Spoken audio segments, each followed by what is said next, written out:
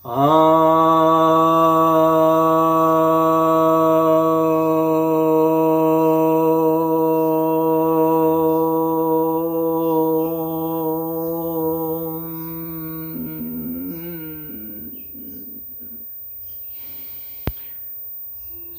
भक्तजनों को सप्रेम नमन। भक्तों, आपकी तरफ से एक जिज्ञासा आई है, सारे अवतार भारत में ही क्यों हुए?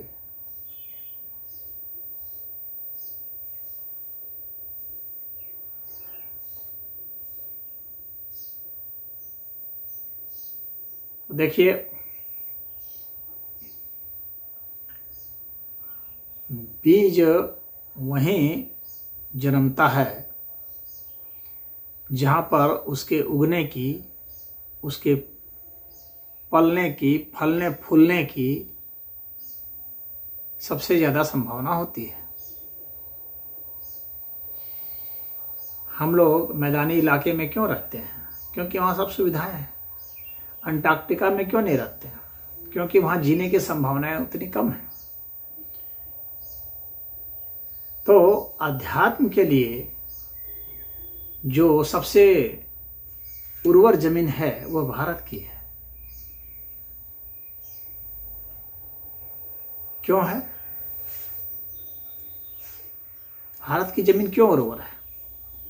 क्योंकि यहाँ आप देखेंगे यहाँ विविधता है, मौसम की विविधता है, वनस्पतियों की विविधता है, जीव जंतुओं की विविधता है, सभी प्रकार के प्राणियों की विविधता है, मिट्टी की विविधता है, हर तरह की विविधता है। यानी यहाँ वैरायटी बहुत ज़्यादा है। और जब ज़्यादा वैरायटी होते हैं तो हमारे में क्या होता है कि इंक्लूसिवनेस ज़्यादा बढ़ता है। यानी किसी को ग्रहण करने की, किसी को स्वीकार करने की शक्ति हमारे में बढ़ती है। हम उसका प्रभाव समझते हैं। और उनके विविधता के कारण क्या है कि हमारे में एडेप्टेबिलिटी ज़्यादा होती है। यानी हम अपने को अडॉप्ट कर सकते हैं। यानी हम अपने को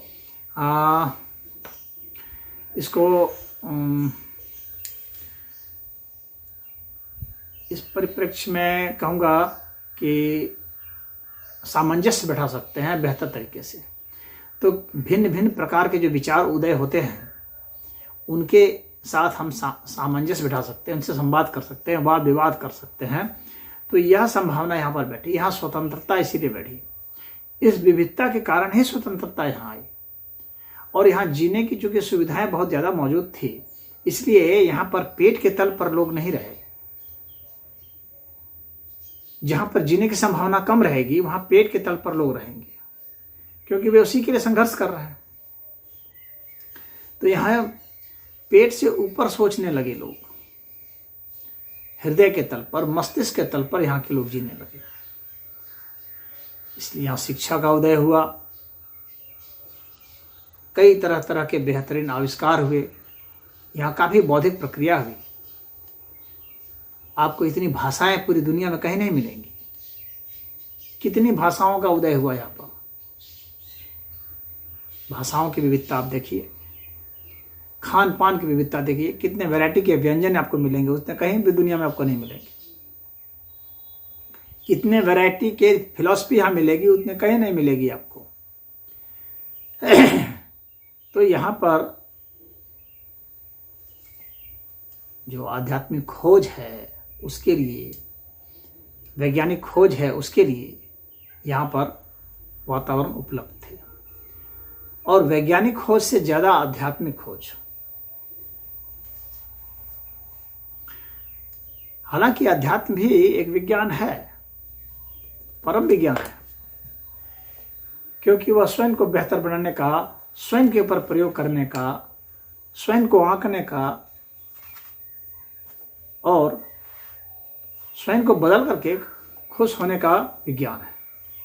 बाकी में तो वस्तुओं को बदलेंगे, अन्य जीव जंतुओं को बदलेंगे, लेकिन यहाँ स्वयं पर प्रयोग करने का है विधान। इसके कारण ही यहाँ, और अध्यात्म क्या है? स्वयं का अध्ययन। तो यहाँ स्वयं के अध्ययन पर इसलिए जोर दिया गया। जब स्वयं के अध्ययन पर जोर दिया जाएगा तो अध्यात्म फलेगा फूलेगा। और अध्यात्म जब फलेगा फूलेगा तो वैसे आध्यात्मिक व्यक्ति ही जब दोबारा आते हैं तो उनको अवतार कहा जाता है। वे जब बार बार आते हैं तो बार बार अवतार होता है।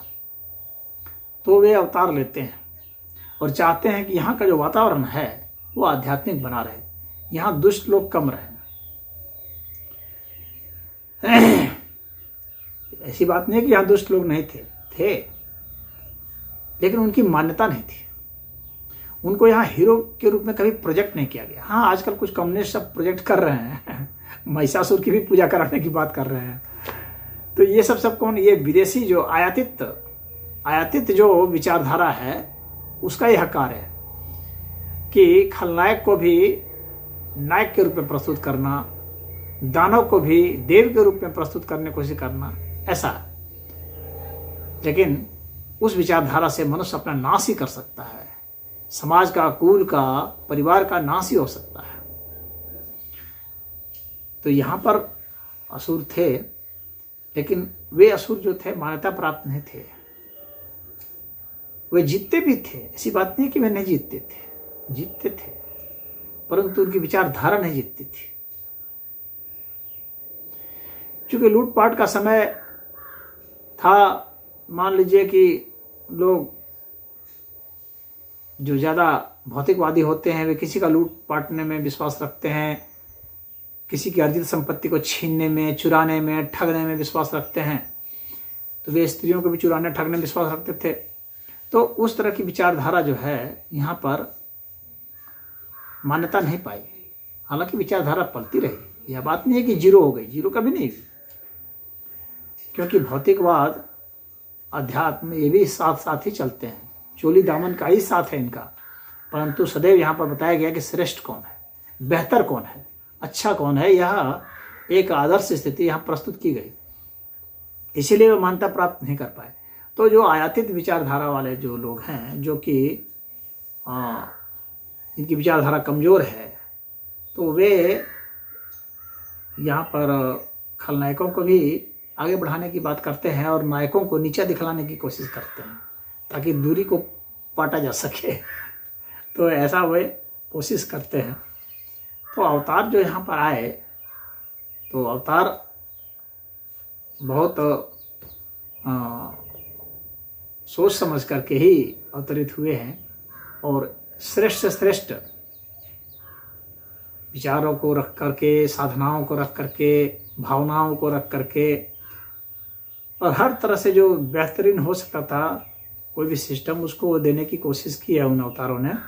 और यहाँ के सिस्टम को सुधारा है, दुनिया के सिस्टम को सुधारने की कोशिश की है। लेकिन भारत में रह करके ही, हम भारत में रह करके ही दुनिया को सुधार सकते हैं, क्योंकि विचार में इतनी ताकत होती है कि उसका स्प्रेड हो जाता है, फैल जाता है। अब कोई यह कह सकता है कि लेकिन जरूरत तो वहाँ ज़्यादा थी, जहाँ ज़्यादा दानव लोग रहते थे, जहाँ ज़्यादा दुष्ट लोग रहते थे, वहाँ जरूरत थी। जरूरत जरूर थी, लेकिन अच्छी विचारधारा को फलने फूलने, जन्मने के लिए भी एक माहौल तो चाहिए। वह माहौल उधर नहीं मिल पाया, तो उधर द्वितीय दर्जे, तृतीय दर्जे के अवतार वहाँ भी हुए। ऐसी बात नहीं है कि नहीं हुए। अगर आप ग्रीक और फिलॉसफी को देखेंगे तो ग्रीक गॉड्स भी हुए हैं। तो अगर आप देखेंगे कि पैगंबर वगैरह तो अरब में भी आए हैं, जेरूसलेम में आए हैं, अफ्रीका में आए हैं, तो उधर भी हुए हैं मैसेज देने वाले। हालांकि उनके मैसेज का लेवल उतना हाई नहीं था, लेकिन फिर भी उनके समाज में जैसा वहाँ पर था जो स्तर, उसके हिसाब से कुछ बेहतर तो जरूर था। यहाँ के हिसाब से तो द्वितीय तृतीय दर्जे का था, लेकिन वहाँ के हिसाब से तो प्रथम दर्जे का ही था। तो इसलिए अवतार का मतलब यह नहीं होता है कि, इसलिए अवतार कई कलाओं में होता है, कई कलाओं में अवतार माना जाता है। तो अवतारों के भी लेवल होते हैं, तो वहाँ भी आए, ऐसी बात नहीं है कि नहीं आए। बल्कि पृथ्वी के हर जगह में आप देखेंगे कि कुछ लोग कहते हैं चीन में क्यों नहीं आए, क्यों नहीं आए। चीन में भी ऋषि मुनि हुए हैं, ऐसी बात नहीं है कि नहीं हुए हैं, वहाँ भी उपदेश दिए गए हैं। जापान में भी उपदेश दिए गए। ऐसा कोई मानव का क्षेत्र ही नहीं है जहाँ के श्रेष्ठ मनुष्य नहीं आया। हाँ, उनके समाज के स्तर से आया, उसका समाज जिस स्तर से ग्रो किया था और उस विचार को ग्रहण करने वाले जितने हो सकते थे। क्योंकि अगर कोई बिल्कुल ही ऐसा हो, एकदम ना समझ हो, एकदम मान लीजिए कि पहली कक्षा का विद्यार्थी हो, वहाँ कोई आकर के भाषण देने लगे PhD स्तर का, तो बेचारे बच्चे क्या देखते रह जाएंगे, उनके पल्ले कुछ नहीं पड़ेगा। तो पहले क्लास वालों के लिए दूसरे तीसरी चौथी पाँचवीं क्लास तक के स्तर वाला जो है वही वहाँ समझाएगा तो ज़्यादा अच्छा है। तो उनके समाज का जो स्तर था उसके हिसाब से ही वहाँ पर ऋषि महर्षि अवतार आए। ऐसी बात नहीं है कि नहीं आए, हर जगह आए और वहाँ के मानसिक स्तर को ऊपर उठाए। अगर आप चले जाएं बहुत ही पिछड़े के पिछड़े समाज में, अगर आप चले जाएं अंडमान में भी जहाँ लोग नंगे रहते हैं, तो क्या वहाँ नंगे रहने वालों में कोई अच्छे विचार वाले नहीं हैं? उनके स्तर का जो अच्छा होगा वो होगा, उनमें जो श्रेष्ठ होगा वो होगा, वो वहाँ भी पूजनीय होगा, उनके बीच पूजनीय होगा। भले उसका लेवल हम लोग से लेवल से बहुत ही नीचे है, लेकिन अपने में तो वहाँ वो है। तो अंधों में तो कान्हा राजा है ही, तो अंधों में कान्हा राजा हुए, लेकिन सभी के राजा का भी राजा धीराज भारत में ही हुआ, क्योंकि ये ज्ञान में रत देश है, ये हिंदुस्तान है, अर्थात हिंदुओं का यह स्थान है जो कि हीनम दुष्यते इति हिंदु, जो हीन कर्म को, दूषित कर्म को, इनको दूर करता है, जो दूर करता है वह हिंदू है। जो हीन कर्म को दूर करता है वह हिंदू है। तो यहाँ हीन कर्मों को दूर करने के ऊपर बहुत ही ज़्यादा परिचर्चा होती रही, इसलिए यहाँ संप्रदायों की संख्या इतनी ज़्यादा है, यहाँ मतांतर इतने ज़्यादा होते हैं। लगातार यहाँ इस विषय पर अनुसंधान, शोध, साधनाएं सब होती रही, इसलिए काफ़ी उर्वरा भूमि है और अवतार इसी कारण यहाँ हुए ज़्यादा। लेकिन ऐसा नहीं है कि उधर नहीं हुए, तो वहाँ पर जो लेवल है उनका लो रहा। कम कला वाले वहाँ अवतार लिए, यहाँ उच्च कला वाले अवतार लिए। बात इतनी है, मैं समझता हूँ कि आप समझ गए होंगे। हरि ओम।